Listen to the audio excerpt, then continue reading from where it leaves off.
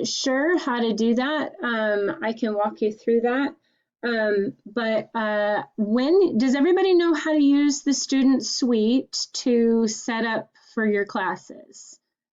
Knows how to use the My Lawson thing? You go to student, you go to add classes, add and drop classes. You go to that, and you go to the class search.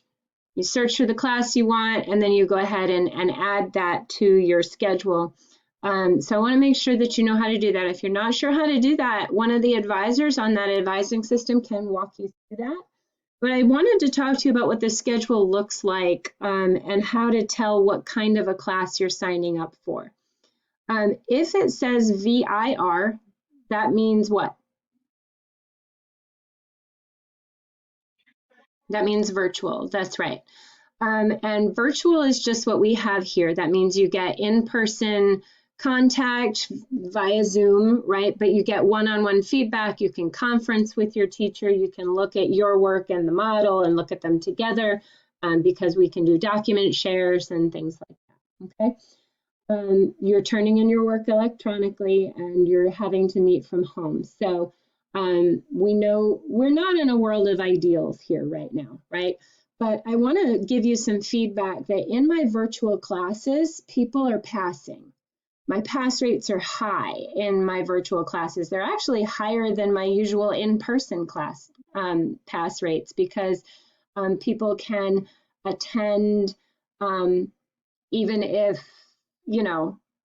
they would otherwise have to stay home, right? You pop a little fever because you got a cold, but you're otherwise okay. You can turn on your computer and still make it to class. Whereas if you were in person, you'd have to stay home with that fever, that sort of thing. So people are doing really well in these virtual classes. My online classes, those would be marked by an ONL in the schedule. ONL means online.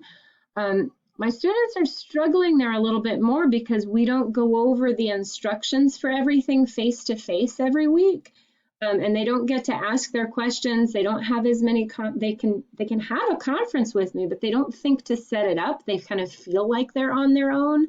And even though I'm emailing them and contacting them and saying, "Tell me if you need help," I can't make them come to a Zoom call like this.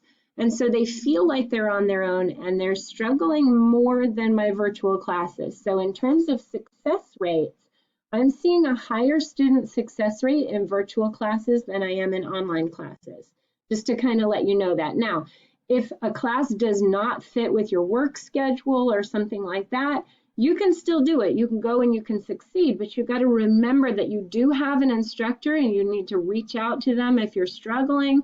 And just remember that we're still here.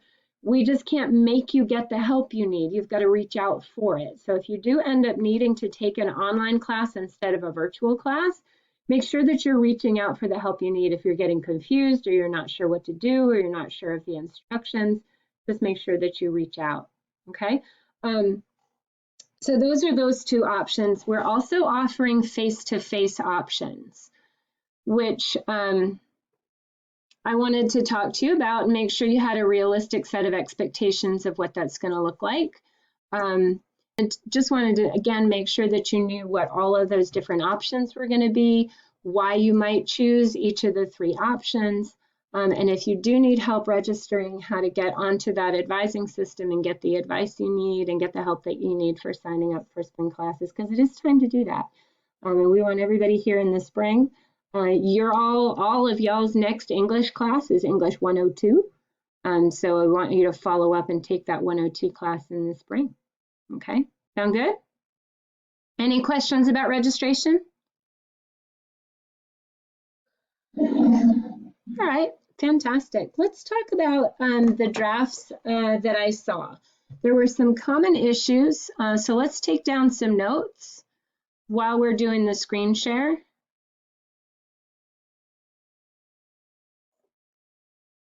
And make sure that you're writing down some notes. All right, we should be here in the weekly assignments. We are in week 11. but I'm actually going to back us up to week 10 to look at some of the things that are in week 10. Okay. The research essay criteria checklist, I think you're doing really well with, but let's talk about this list style outline of the argument essay handout. I think a few people missed class when we went over this, so I wanted to go over it again. So if you missed class, we went over this last time. Make sure you're taking some notes on this because this is a handout, but it's not as complete as what we're covering in class. So in every essay at this point, every essay that you will ever write, what do we start with and what do we end with? First paragraph, last paragraph in every essay you will ever write are going to be what? Yes, a thesis paragraph and a concluding paragraph every time. Okay. Now, we learned how to construct a thesis paragraph and a concluding paragraph with the reflective essay, right? Raise the subject naturally for 2 or 3 sentences, set the scene, give the background, get the reader with you, talking about the issue and why it's important. In your case, you're talking about Confederacy and Confederate monuments, talking about why it's important to think about them, right? Then you state a clear and arguable thesis. Then you predict how the essay is going to be organized by previewing your examples, and then you get the reader ready for your first body paragraph. Y'all, when I was looking at the drafts, some of you straight up forgot how to write a thesis paragraph. Now, I love you, but it's the same skill from the reflective essay. We don't suddenly abandon that skill because we're learning a new set of skills. We're adding. So we are adding the skills we learned last time to the skills we're learning this time. I think what happened is that a lot of people copied and pasted the thesis paragraph they had from the week 6 into the draft and didn't do any revising. But y'all, those were under time pressure. You wrote that in less than an hour. You didn't have a plan. You didn't have notes in front of you. And it's time to pull it together and get that to be the kind of thesis paragraph we went over. Now, we did a whole day with a whole video on thesis paragraphs, and we did another one on concluding paragraphs. If you need to go back and review that, right, from when it was about our COVID experience essays, you go back and review it. But those skills need to be strongly represented here. I don't want to see anybody forgetting a skill just because it was taught to you a couple weeks ago, right? So let's make sure that our thesis and concluding paragraphs are strong. Concluding paragraphs, to remind you, summarize and assess your examples. Talk about how your examples work together to prove what you're trying to prove about the monuments. Restate your thesis with more confidence.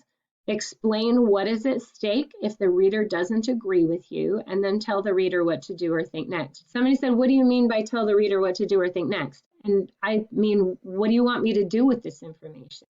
You've told me that we should remove the Confederate monuments. Am I supposed to go out there with a sledgehammer? What am I supposed to do? Am I supposed to join a protest? Am I supposed to write to my congressman? What do you want me to do? And I everything I say comes out with a sarcastic tone. That's just a personality flaw. I'm really serious about it. I want you to tell me what to do next. If you think we should preserve the monuments, should I be joining a group that seeks to preserve the monuments?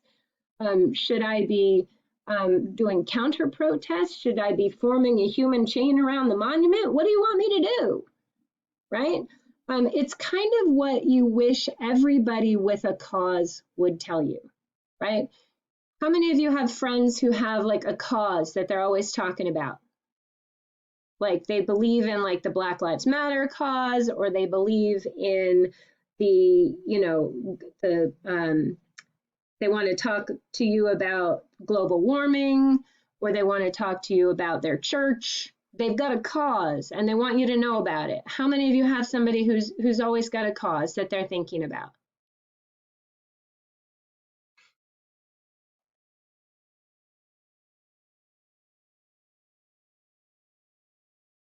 None of your friends care about anything?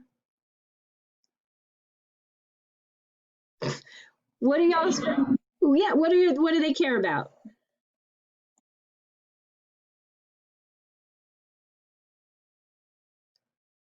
Right. And what does he tell you? I bet he doesn't hesitate to tell you what to do, does he? Get your butt to church, right? All right. So make sure that you are following through. If somebody in your life is always telling you that they're afraid about global warming, you should respond to, what do you want me to do? What do you want me to do? And they could say, I want you to recycle. I want you to use reusable mugs instead of disposable mugs. I want you to get your kid a lunchbox that you can clean out instead of throwing everything away. What do they want you to do? Right? It's the most important part of any argument is the action you're supposed to take, right? Because without action, it's just a lot of fluff, right? So that's what we're talking about in those conclusions. I've been seeing 1 or 2 sentence conclusions, and y'all, that's not going to cut it. We need to have 10-sentence paragraphs for every paragraph, okay? Every time. Questions about that?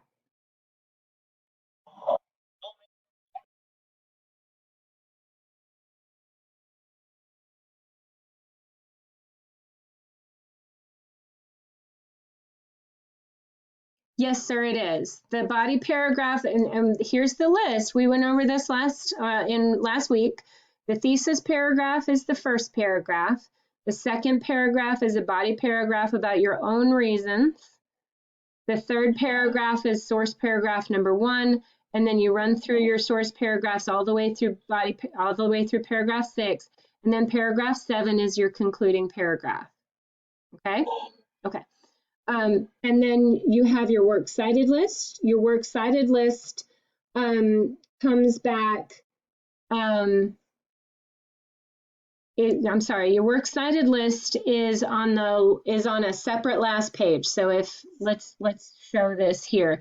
If you were about to put a works cited list next after this, you would just hit enter until you get to the next blank page, and then you would put your works cited list on the next blank page in the same document. Okay? Questions about how this essay is supposed to be organized?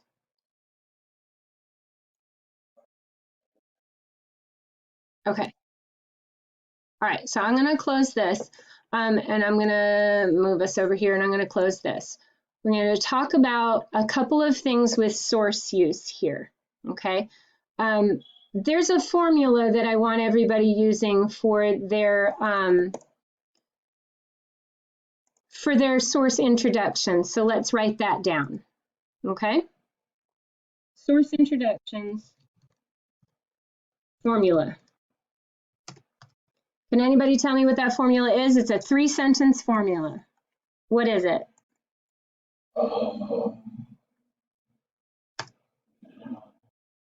I did, didn't I? I put it on a lot of people's.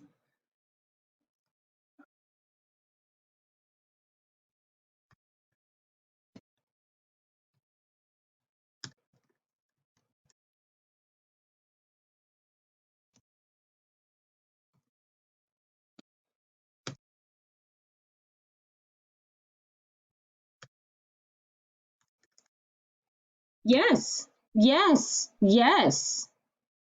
And I'll tell you why when I'm done typing this, because I'm going to talk to you about why. I want you to follow this formula. Okay? Um,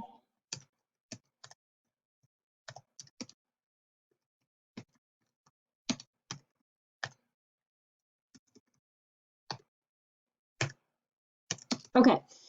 This is the source introduction formula. Now, you can make it sound better than this, right? But this is the formula. And if you've been struggling, and here's the thing, I've had some different kinds of struggles. We have struggles with students skipping it, right? And this is to prevent anybody from skipping it. They have a very easy formula to use. Please don't skip it. Author wrote an article for periodical title. It's called blank. The article is about summary, right?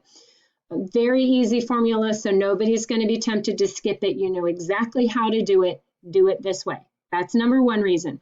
Number two reason, I'm seeing a lot of grammar problems caused by people trying to sound less choppy, and they're doing in the article blah, blah, blah, period, which is causing a fragment. And so I'm trying to get you away from the in the article blah, blah, blah by so-and-so, he says, comma, quote, trying to get you away from that because it's causing you to write in fragments. Okay, so that's reason number two. Reason number three is that some students are going too far in the other direction. They're spending so much time introducing their source by telling me the author's background, what else they wrote, what they're an expert in, where they went to college, and all this stuff is not advancing your argument at all. I want you talking about this article in this periodical and why it supports your point of view. I don't really care about where the author went to college and what else they wrote.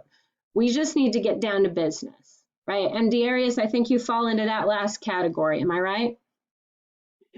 Okay. Yep.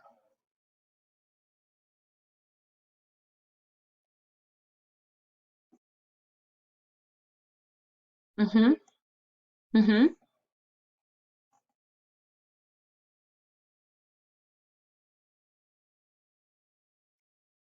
Yes. The article is about. Yes. You can do two sentences for the article is about. That's fine. You can improve on this, but it will not be less than this. And don't make it too much more than this. Maybe one or, two sentences of summary instead of one. That's fine.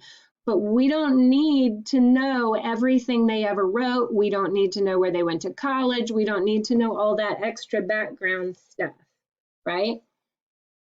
Okay, it's just a way of losing focus. The focus here is on what they've written to support you. You're not trying to brag about them. You're just, I mean, and it's a good instinct to establish your source's authority, and I get that. But keep it short and simple. Kiss. Keep it short and simple.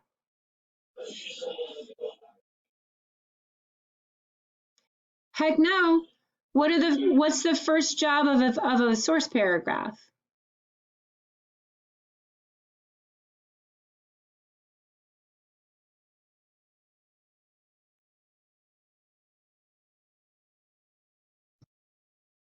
Topic sentence.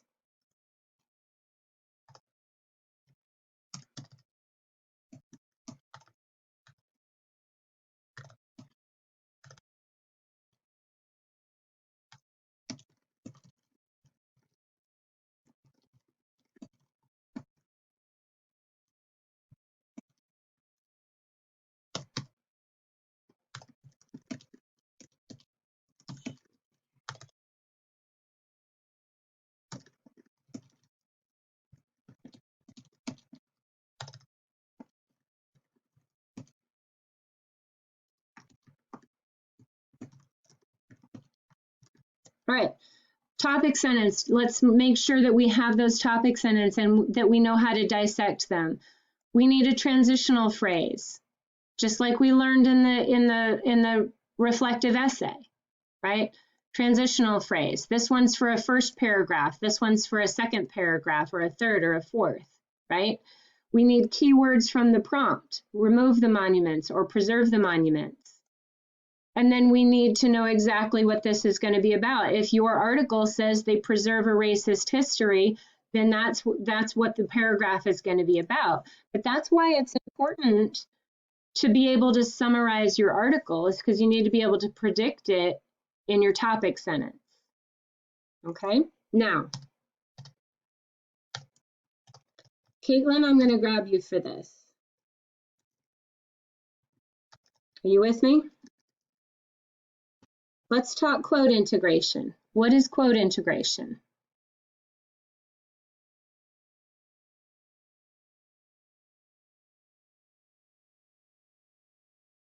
Yes, the quote integration phrase goes before a quote.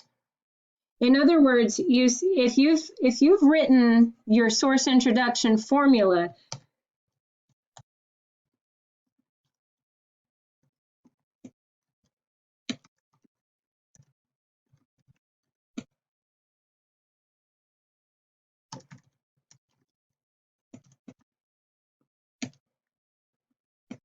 let's pretend this is a quote. I'm making it up. Don't do that in your essay. Okay. This should never happen. A quote in your paragraph should not look like this. What should it look like?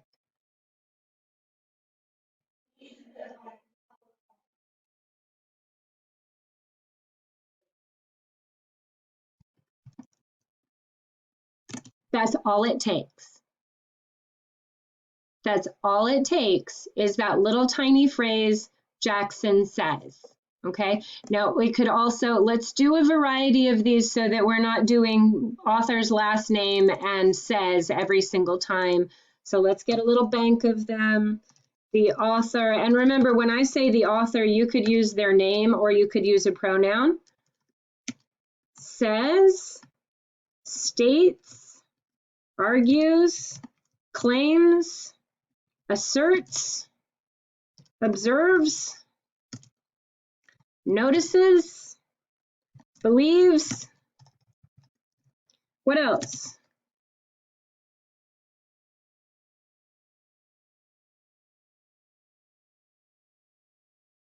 We need at least 9 because we're going to quote 9 times in this essay. Actually, we're going to quote 12 times. Let's see if we can get a dozen of them. What else could we use? The author states, argues, claims, asserts, observes, notices, believes. What else?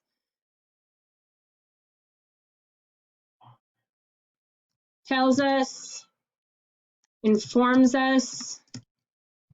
What else? Reflects. Reflects that. What else?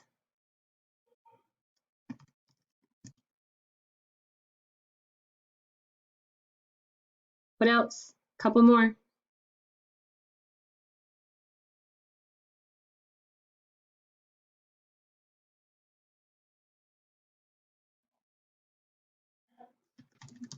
Announces. Good. What else?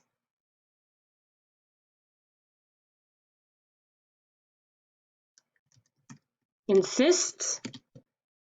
What else? Like starts? I'm not sure that means the usage is right there. These are some very specific words. It has to match the grammar of the quote. So if I initiate something, I'm starting it, but I'm starting it like a like I'm initiating the conversation means I'm starting the conversation. It doesn't mean I say it necessarily. It's tricky. These are hard. I'm giving you a bunch of them because I know they're hard to come up with. And when they're wrong, they're awkward. So that's why we're making a list together. Okay. If they're guessing, you could say they guess or they recall if it's something in the past. Like if they're telling us about something they remember or things like that. But make sure that you're understanding the words that you're choosing and understanding their usage. If they're not observing, don't use that one. If they're not noticing, don't use that one just to be fancy. I would rather you just said Jackson says than pick something weird that doesn't work. Okay, so make sure you're in control and you know that it really fits.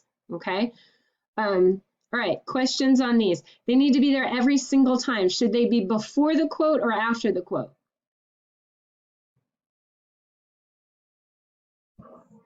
Yes, why?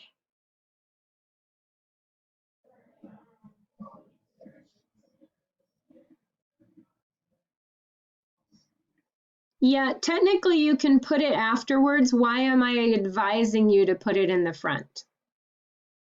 Because technically speaking, you can put it at the back and it's just as correct, but why is it a better practice to put it at the front?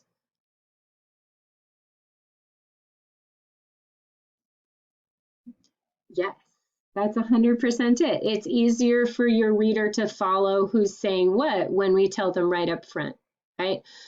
Also, you are college students writing for college instructors, and college instructors read giant stacks of papers all at once. And when that happens, they sometimes read too quickly. And whereas they might miss it if it's at the end, they won't miss it if it's at the beginning, right? So it's just a little bit of very practical advice to help you battle the fatigue of the people who are reading your work, right? I'm very practical. All of my style advice is about how to get an exhausted reader to notice your good work. All right. Good. Analysis. People are rushing their analysis a little bit. This is where you get a chance to explain why you chose that quote and why it's important. And this is where the essay is yours instead of belonging to the sources that you're using. And it's important that you have a presence in this essay. It's not a book report where you gather a bunch of quotes and throw them at me so that I can be impressed about what they have said. You're making an argument. And the analysis is where I get to hear your argument. All right, so don't skip that part in favor of your sources and what they say. You're using the sources to back yourself up. If you disappear from that, you're just letting them talk for you. And that's not a move that I support. I want you to be able to speak for yourselves. Right? So don't skip that analysis and just do a bunch of quotes back to back. You need to put in that analysis. This is where you get to make your argument. Okay? So make sure that you're doing that. Right? All right. Questions about this? These are some of the common issues that we're having. Any specific issues that you're not sure how to deal with?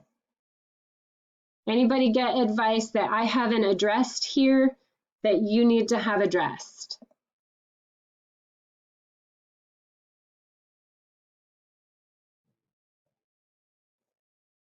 Let's talk about punctuation, capitals, and some of those things. I had a lot of people get the advice to pay attention to capitals and the order and spacing of punctuation around source use. Yes? Okay, so let's take a look at that. Let's use this. I'm going to put it down here.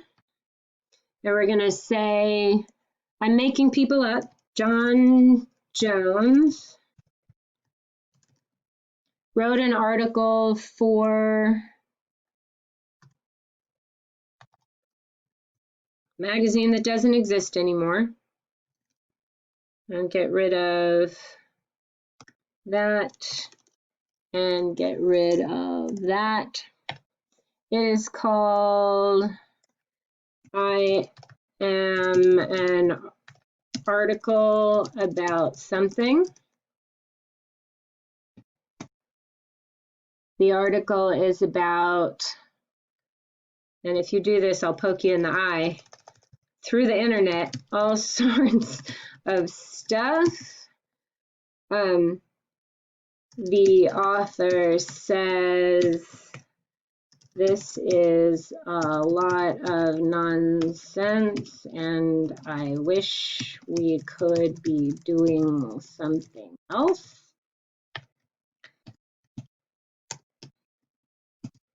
And that's in paragraph 20. All right. Tell me all of the errors here, people. Let's examine. Error number 1, error number 2. Let's go after them. What are some of the errors here?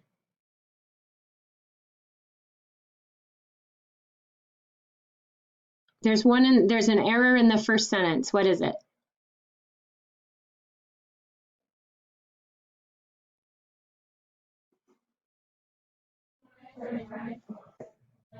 Mm-hmm. Nope. Periodical titles get what for formatting?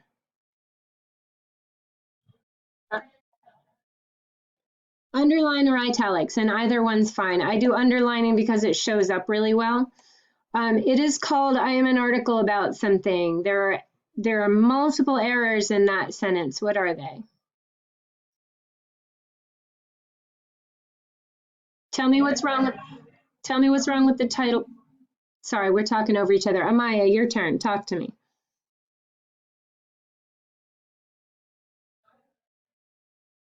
Nope.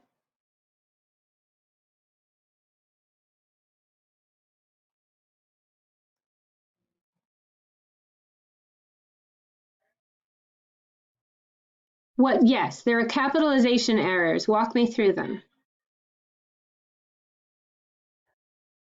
Yep. What else? Yes, ma'am. Yes, ma'am. Yes, ma'am. Wow. So used to typing A's. What? There's another error here. Darius, what is it?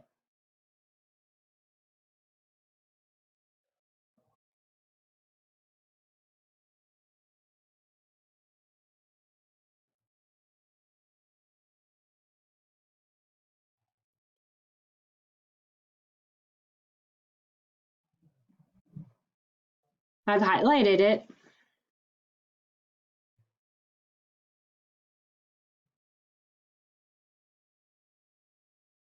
Does anybody know? Want to help him out?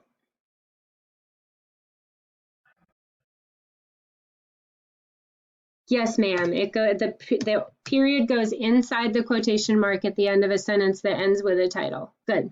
If you have a comma, same deal. Like if you say in the article and then you put the article title and then you have a comma, that comma goes inside the quotation marks. Yes. I know. That's why I'm covering it. You're not alone. All right. Caitlin, let's talk about the article is about all sorts of stuff. That's fine. Let's talk about the quote integration phrase. What needs to happen at the end of the quote integration phrase?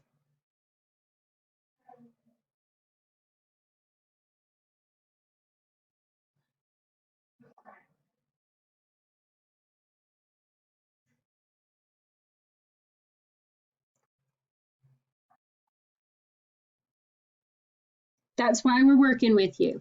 All right, so we're right here and we're looking at the quote integration phrase. Before the quote integration phrase, between this and this, what needs to be there?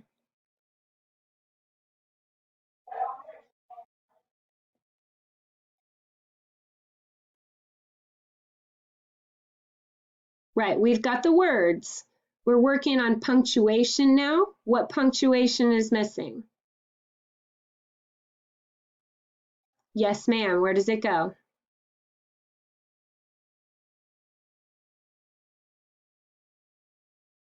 Right, good. And if this is capital in the text, should it be capital here?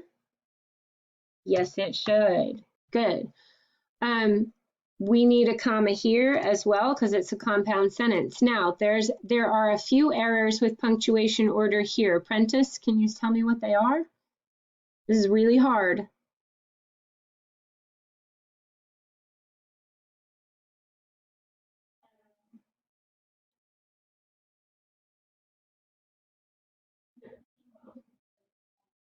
That's one error. Yes, ma'am. Good call.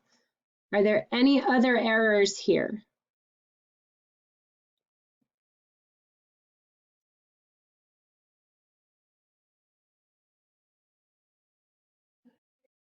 Yes, you have an extra period. Where should the period go? We have one here and one here. Where should we get rid of one?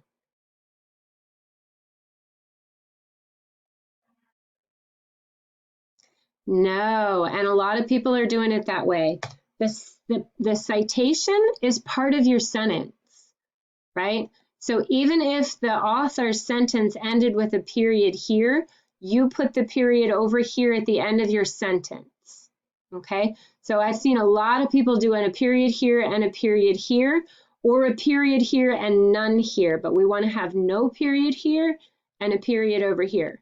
Does that make sense? Okay. Now, the other thing I want to talk about is I'm going to write a sentence here and I want you to tell me what some of the problems are.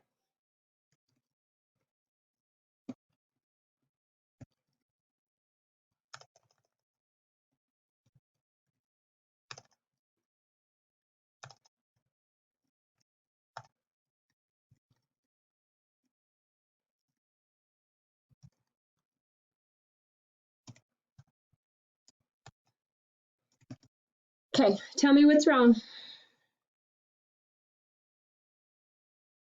Darius, tell me what's wrong here.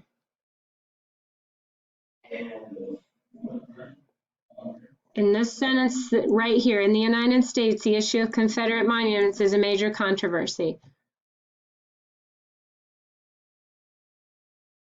There are a bunch of issues, and they're all with the same category. What are the problems here?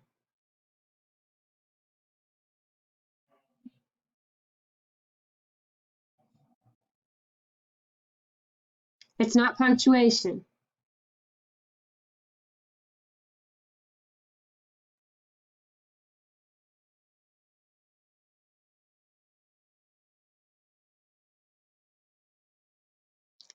Punctuation is correct. The grammar is correct. There are issues with one other thing. It's something you were asked to work on.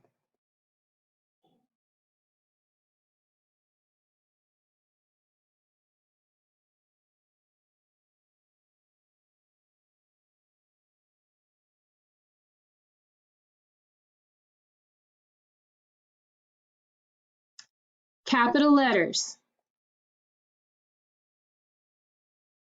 Capital letters. Okay.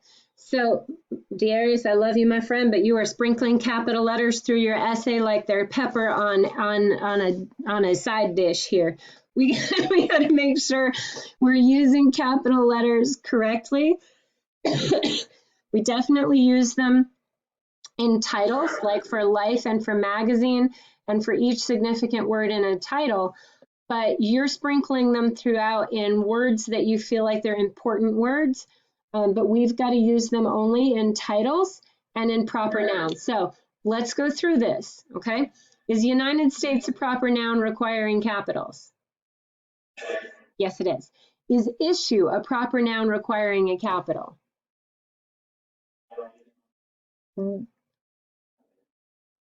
What's a proper noun? I'm picking on you, but I know you can take it, and I know you can get this. What's a proper noun? I know it's been a long time since anybody asked you that. Does anybody remember what a proper noun is?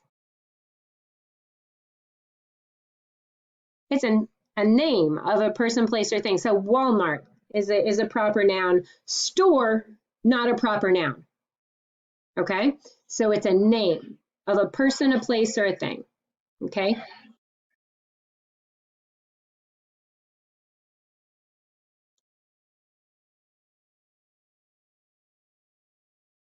Okay, but it's not for any important word. You need them in titles and you need them in proper nouns. Issue is not a proper noun, it's just a regular old noun. Now, is the word Confederate a proper noun? Is it a name? Yes, it is. Is monument a name?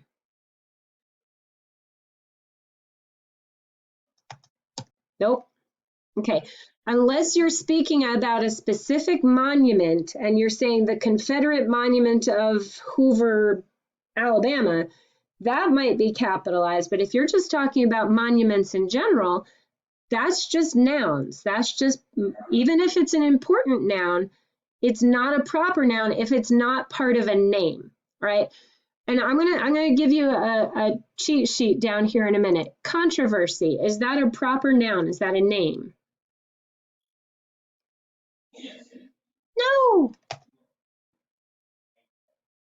Controversy just means that there's scandal going on. People disagree, right? That's not a proper noun. So here's a little way to remember your proper nouns.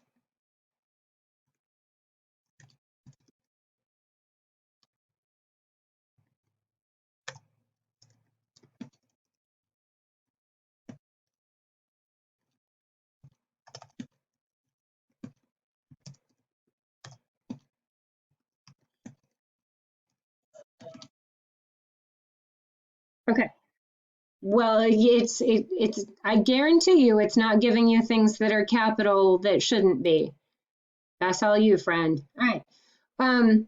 So let's take a look at this because there are words that are capital sometimes and not other times. Hey, mom. Why is mom capitalized there? It's somebody's name. You're using mom as a name right there. Why is mom not capitalized here?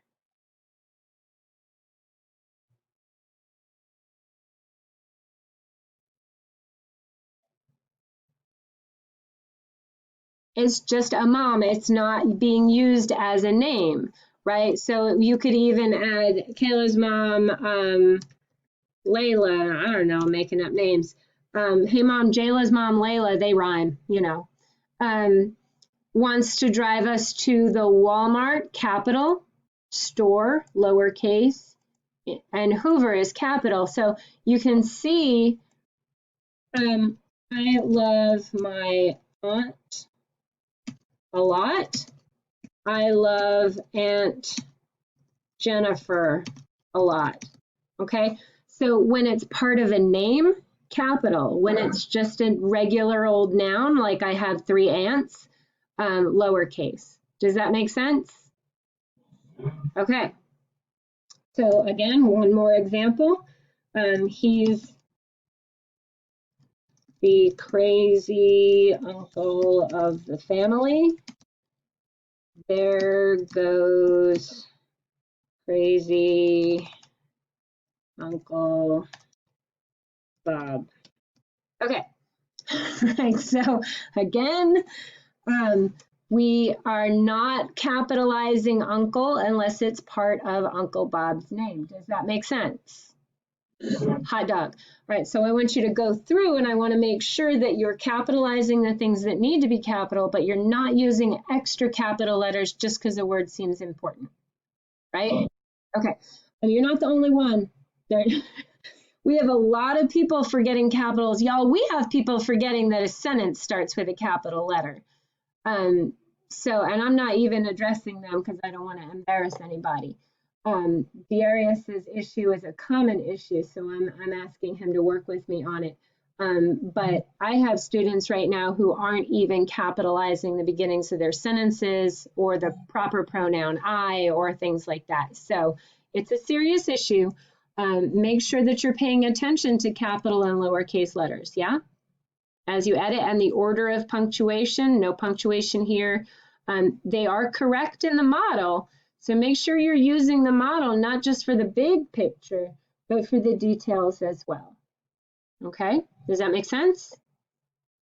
All right, I'm going to stop the share now. I'm going to ask if there are questions that you need answered about the feedback that you got or what you're working on this week or how to get into criterion, et cetera, et cetera.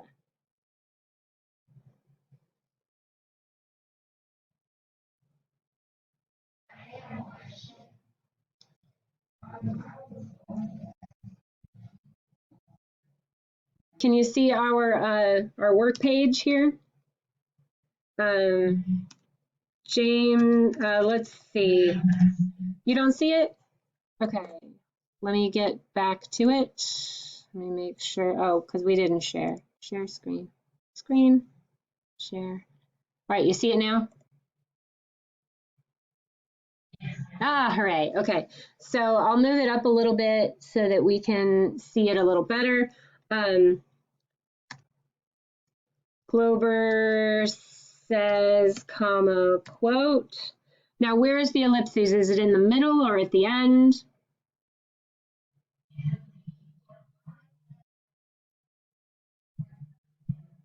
Okay. There.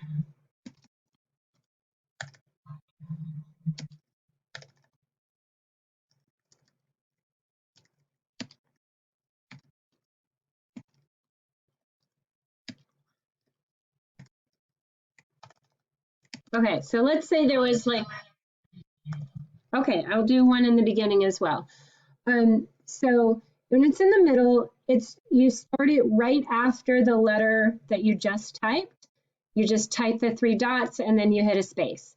So it's like any other punctuation mark. It starts right after the last letter you typed, and then there's a space after it. If it's in the beginning, it would look like this. And again, right after the quotation marks, dot, dot, dot, space, it was the worst of times. And same at the end, dot, dot, dot, and then the quotation marks. Does that make sense? Hot dog, perfect question. Are there other questions?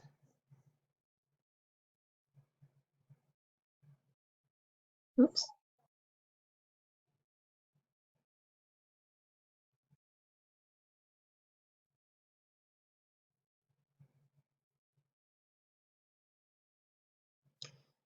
Yes, you got feedback on your draft.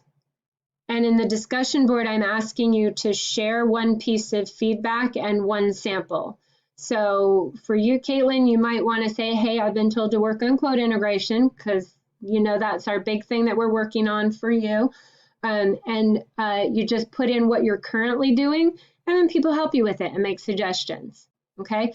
Now, again, I'm not calling people out for their errors. Every single person in here has something that they're working on.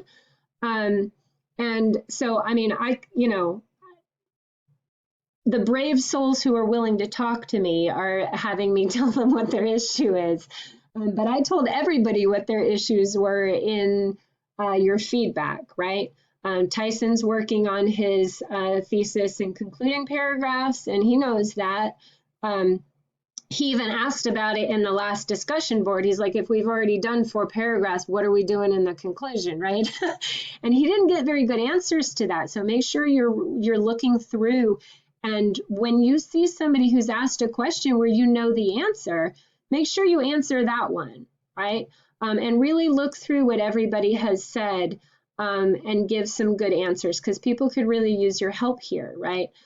They'll get help from me in the discussion board on Friday. I'll go in and on Friday I'll go through and help you a little bit as well if you're still stuck. But you should be helping each other as well, okay? All right, so yeah, and the format is, she told me to work on my thesis paragraph. Here's my current thesis paragraph. I don't see what's wrong with it. What's wrong with it, right? And then you go, oh, you started off with your thesis statement. There's 2 jobs ahead of that. You got to raise the subject naturally and get the reader's attention first, right? So here's mine. Here's how I did that in my paragraph. And you can show them what you're working on if yours is okay, right? So that's what we're working on. And everybody has stuff. I'm trying to get us past the idea that having something that you're struggling with on a research essay is something to be embarrassed about. It's not. Everybody's got something, okay? If you don't know what yours is, go in and read the feedback from week 10's draft homework, okay? All right, any other questions? These have been really good questions. Are there any others? All right, we are in our last 15 minutes. If your feedback from the week 10 homework that came out to you yesterday has asked you to stay on and conference with me for any reason, or if you have a reason you need to conference with me, or if you've fallen behind, or if you have questions you don't want to ask the whole group, go ahead and stay on, okay? Otherwise, you can go ahead and log out.